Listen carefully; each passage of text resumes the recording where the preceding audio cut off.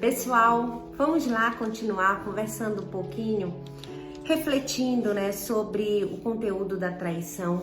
Eu não trago verdades, trago reflexões, pontuações que para mim fazem muito sentido e convido a você fazer também as suas reflexões. Se você quiser deixar aí nos comentários, me chamar no direct para a gente compartilhar um pouquinho dessa temática, me indicar também leituras. Amo essas trocas. E hoje eu queria trazer uma fala sobre a ferida narcísica que se abre quando há uma traição. Então vamos começar a falar um pouquinho da traição, especificamente nos relacionamentos amorosos. Lembrando que a traição ela não fixa somente nesse contexto. Pode acontecer nos relacionamentos de amizade, na família, e muitas vezes a gente esquece, a gente se trai o tempo todo. Enfim, é interessante a gente pensar nesse termo ferida narcísica. Freud já pensava sobre isso quando ele coloca que a gente tem uma tendência a projetar conteúdos nossos no outro, principalmente quando esse outro é o nosso objeto de amor, o nosso objeto de desejo.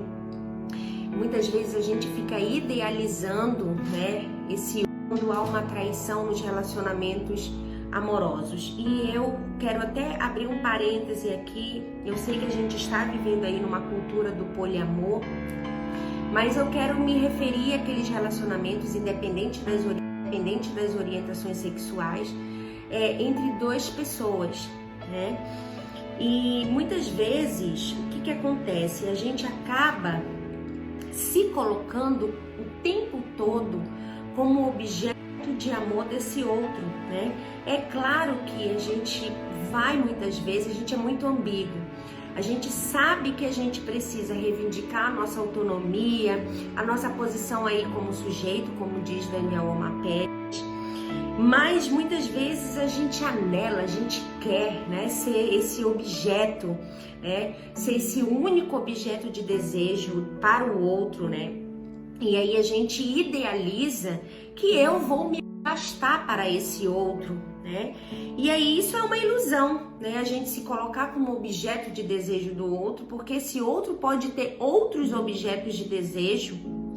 E aí quando a gente se depara com essa realidade de que o outro não nos vê como o único objeto de desejo, que ele vai investir também na profissão, no seu hobby, na família, nas suas fantasias, a gente abre aí uma ferida narcísica, porque não é só sobre mim que esse outro está vivendo. Por isso que eu gosto sempre de pontuar a questão que num relacionamento a gente se complementa, a gente precisa ter a nossa individualidade para a gente se complementar e não para a gente se completar, Então é interessante, pensar, mas e aí, como é que se resolve isso?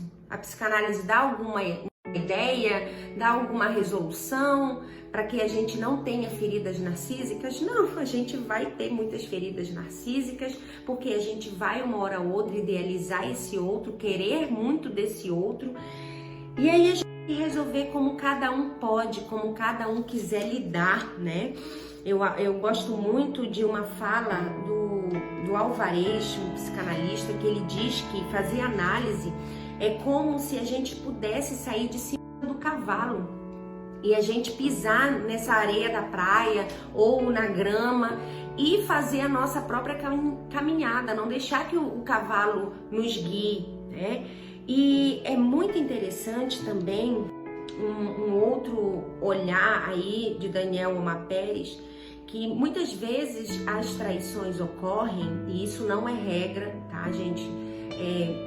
Pode ser que pode ser que não. Os casais, eles têm uma necessidade de sustentar nessa relação a força do erótico. E essa força do erótico está muitas vezes relacionada com as fantasias do corpo físico, para eu poder também entender sobre o outro, Então, um casal que conversa, que dialoga, que é afinado, que é íntimo, que conhece aí a fantasia do outro, o corpo físico, para eu poder também entender sobre o outro, né? Então, um casal que conversa, que dialoga, que é afinado, que é íntimo, né? Que conhece aí a fantasia do outro, que conhece a sua fantasia, que não vê o sexo como uma obrigação, né? Como parte de um contrato, não é que é muito difícil, mas diminui a tendência das traições. Então, algo pra gente pensar, né? Principalmente quem tá em relacionamento conjugal. Como é que tá esse enlace com o meu parceiro, né? Com minha esposa, mulher, enfim, como vocês quiserem nominar.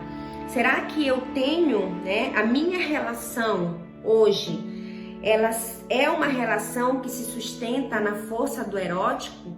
Eu dou valor, por exemplo, para essas questões das fantasias? O sexo, ele é algo bom para mim, acima de tudo, e depois me satisfaz e consigo satisfazer o outro? Dá pra gente conversar, né, mais sobre isso. O que vocês acham sobre essas questões de sexo, fantasia? Eu acho que isso é muito pertinente e nos constitui também como um sujeito. Faz sentido para você isso? Então é isso, a gente é um ser humano que vai buscando várias formas de prazer e às vezes a gente quer negar isso até mesmo pra gente mesmo, né? Acho que numa análise pessoal a gente se possibilita se descobrir mais aonde que eu atuo, aonde eu quero não olhar e lidar melhor com isso.